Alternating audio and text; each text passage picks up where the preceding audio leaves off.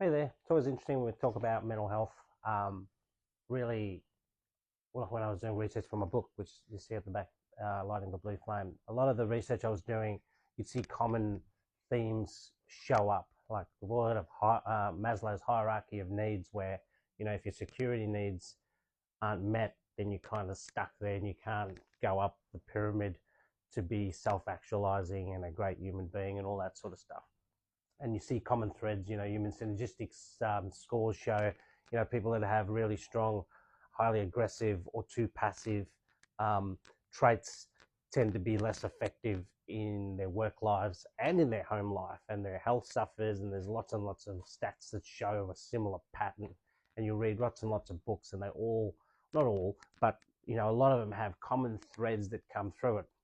So when you do root cause analysis of people with, say, mental health problems as they grow older, you see those common threads. That's where ACEs, or adverse childhood experiences, also show that if you've had these trauma, there's a number of them listed as part of the ACEs. You can look them up.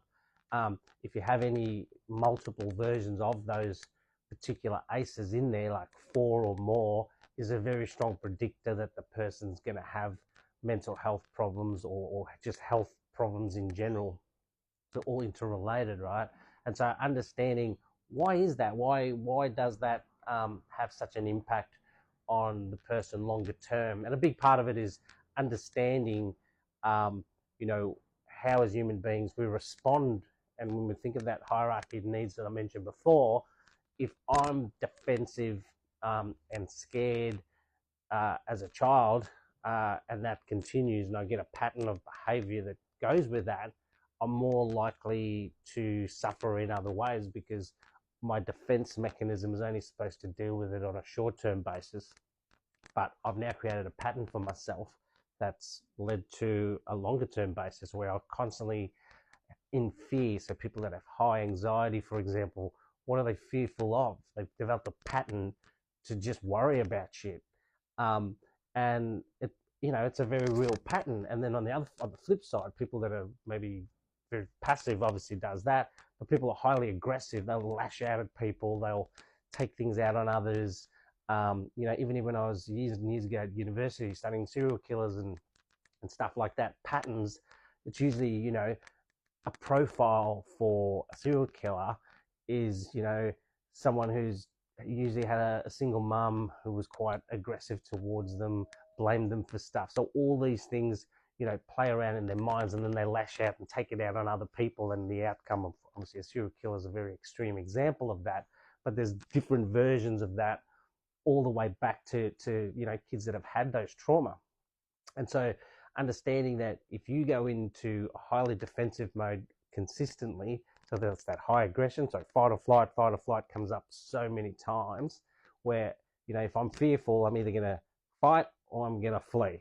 So understanding that about your own personality, understanding that even that you've had trauma, is a really, really important part. The other thing I like to focus on when I was doing the research on the book is we tend to focus on the people that do struggle. We don't always focus on the people that are the positive deviants. They've had bad shit happen to them, but they don't. They overcome those odds. And why do they overcome those odds? And what you find, again, patterns that develop when you talk to people that have gone through some terrible hardships, just like anyone else, and they're the ones that's shining lights. They come out the other end smelling like roses, whereas other people struggle with it.